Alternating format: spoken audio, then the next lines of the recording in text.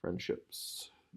Campaigner friends. As friends, campaigners are cheerful and supportive, always sharing and developing ideas and staying open minded, taking in others' thoughts and feelings. This warmth and sincerity makes people with the campaigner personality type masters of drawing people out of their shells.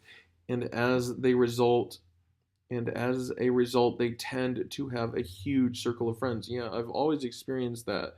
It's just I felt like I was pretending and my friends were pretending with me. But yeah, it's because I like attracted like, I guess. As with other relationships, campaigners view their friendships as opportunities to experience another angle of the universe and tend to imbue potential friendships with that weighty and idealistic quality. Yeah, I definitely ran into that trouble up until last year. An exciting adventure.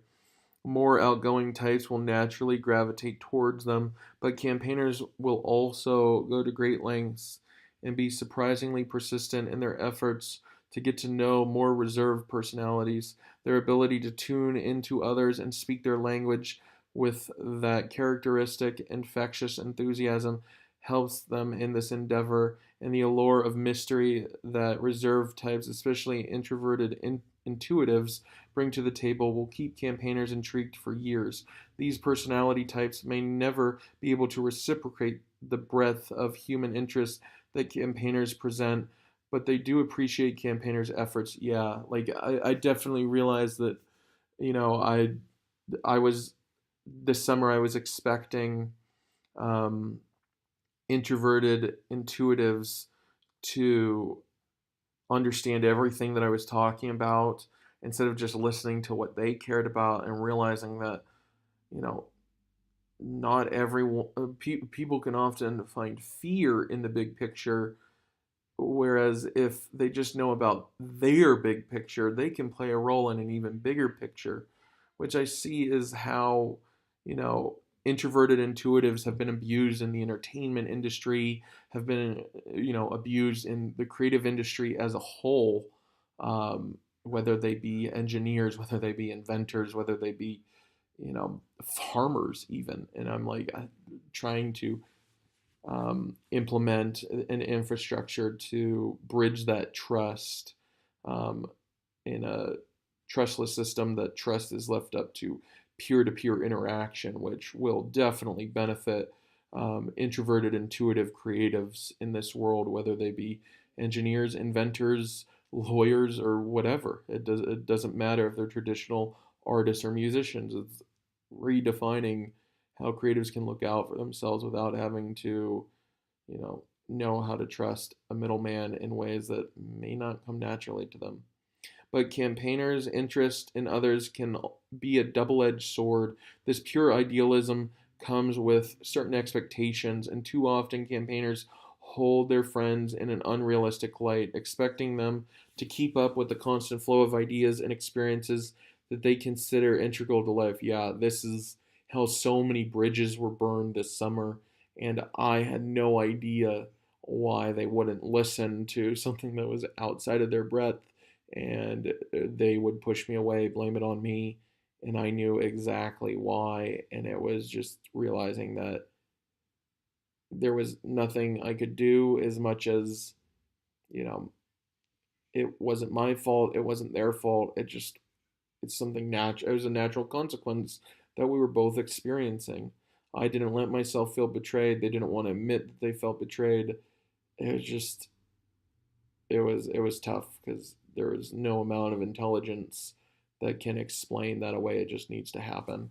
Whether it's simple social fatigue or a focus on the physical and the practical instead of the mystical, people with the campaigner personality type can find themselves disappointed by what they see as a lack of substance beneath the surface. Yeah, that's absolutely, um, I think, the problem that resulted for me for like a decade is why I discounted so many other people's beliefs and I wanted something absolutely right because I don't necessarily have to believe the mystical to learn about people who do believe in it and bridge a gap of understanding and empathy for these people.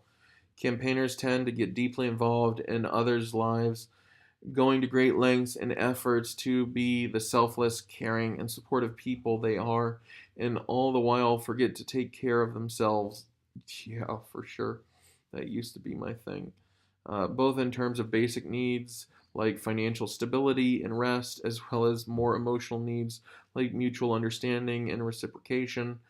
Campaigner personalities tend to give much more of themselves than most are even capable of giving back.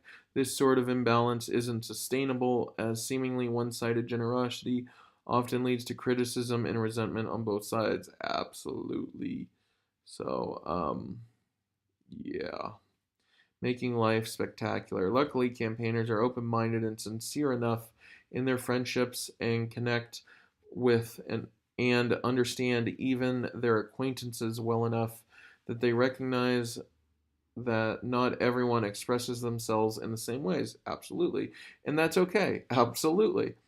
Their sensitivity may make it too challenging to play with more critical and argumentative personalities, such as strongly expressed thinking and judging types, but they do appreciate, even cherish, the company of most anyone who appreciates theirs, and the adventures and experiences they have together are the stuff a good life is made of. Absolutely. I think experimenting with ENTP for so long, and learning to communicate with judging types like Stephen, the guy that told me to take this years ago, has pushed me to understand the breadth of the difference between T and J types, and the import of communicating with these people, as you know other personality types have a hard time listening to them.